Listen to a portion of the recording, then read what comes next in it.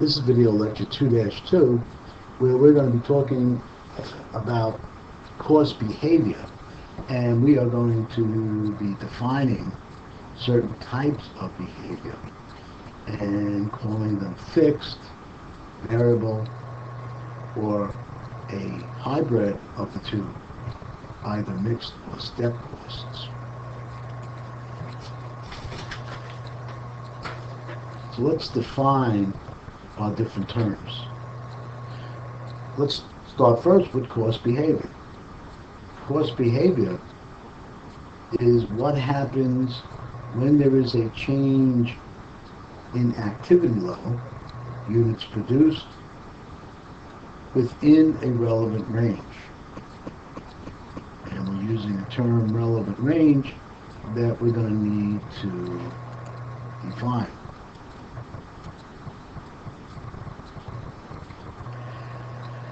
A relevant range is the activity levels where total fixed cost or the variable cost per unit remain unchanged. In most situations, we will not have a cost behavior where the total fixed cost will remain the same regardless of the level of activity. Think about renting office space. If you have a business and let's say it's an accounting firm, your space that you rent can only house so many accountants working at their desks. Once you have exceeded the occupancy level for that office space, you're going to have to go out and rent more office space. So when we talk about the office space, it is fixed within a relevant range. Let's say you can house 100 accountants. Well, when you hire the 101st accountant, well, you're going to have to go out and get more office space.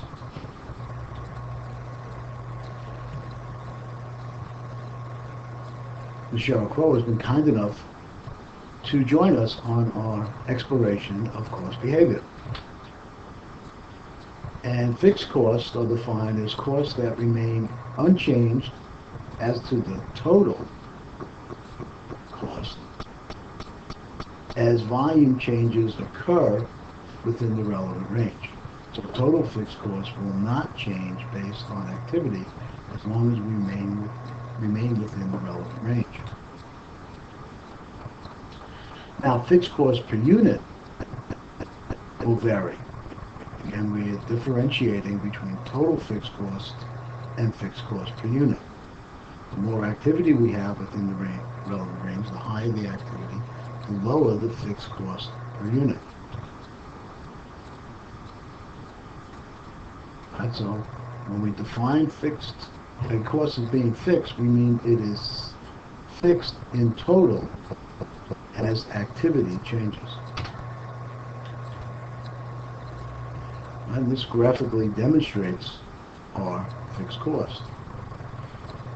Here on the x-axis, regardless of the increase in activity, the fixed costs remain at 25.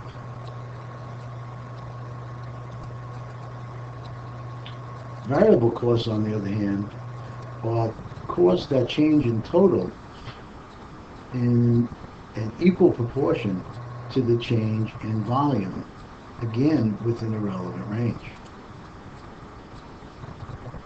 So the variable costs are considered varied because they will change in total as activity changes. The variable cost per unit, however, remains fixed, that we keep within the relevant range. But we call these variable costs because the total variable cost will change depending on the activity. Again, graphically, we can display like this. At zero activity, we have zero cost. As our activity grows, our cost grows proportionally.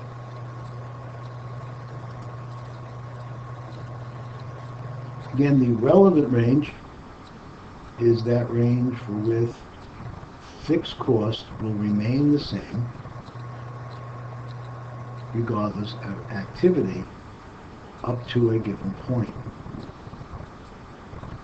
So here, the office building, our cost will remain at 30 from a activity level of 0 to 1,000 feet.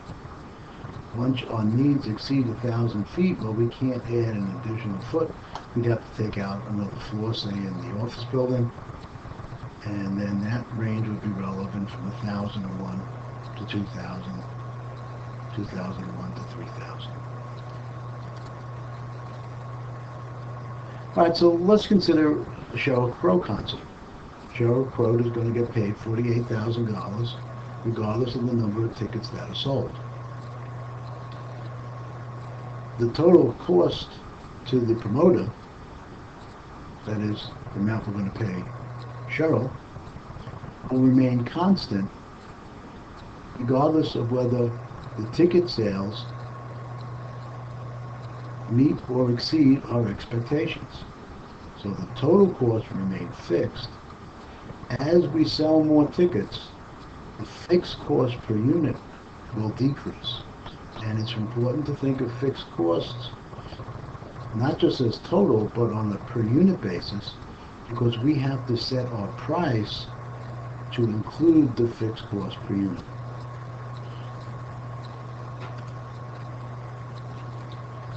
So if we sell our budgeted amount of $3,000 and the cost of the band is $48,000, the cost per ticket will be $16. If we sell 10% less, the cost remains the same, but the per unit cost has gone up. If we sell more than our budget, the cost in total remains the same, but the per unit amount will decrease. Well, let's say we didn't want to pay Sheryl the flat $48,000. Instead, we offer her $16 per ticket.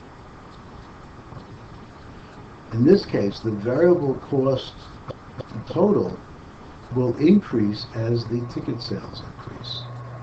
It will decrease as the ticket sales do not meet our expectations. So we're shifting some of the risk from the promoter to the band. The variable cost per unit will remain the same regardless of the activity level.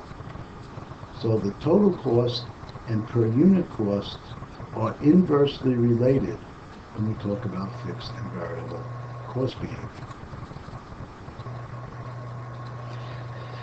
So in our variable cost scenario, the cost per ticket sold for the band will remain the same. If we sell our budgeted amount of $3,000, well, the cost will be $48,000. However, if Sheryl doesn't bring in the crowd, she will not get paid the $48,000. Instead, the risk shifts to her, and she'll receive $43,200. If the crowd materializes an amount greater than we expected, well, Sheryl will also benefit. Instead of receiving a flat $48,000, if sales exceed the budget amount, she will receive a payment greater than she would as under the fixed cost. So she is bearing a risk, and she will have a reward.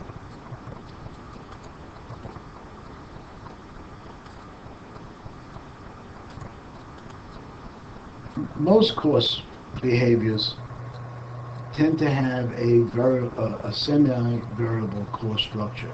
That is, there is going to be a cost incurred even if there is no activity. And then as activity increases, we will have a proportionate increase in cost. So you can graphically see what a semi-variable cost is by seeing that at the zero activity level, costs are not zero. This applies to a lot of situations that you're probably aware of, like utilities.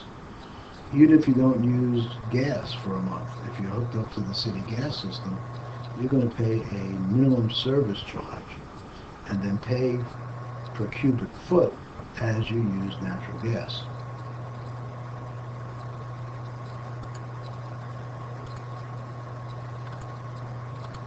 Another name for the phenomena we saw when we saw the increasing costs within the relevant range is to call these step costs. And then these will be semi-fixed. So between 0 and 1, we'll have a cost of 10. Once we exceed 1, it'll step up to the next level, from 1 to 2, and so on. Think of a situation where we have a sales clerk, and that sales clerk can handle in a given week or a given day, can handle 100 customers per day.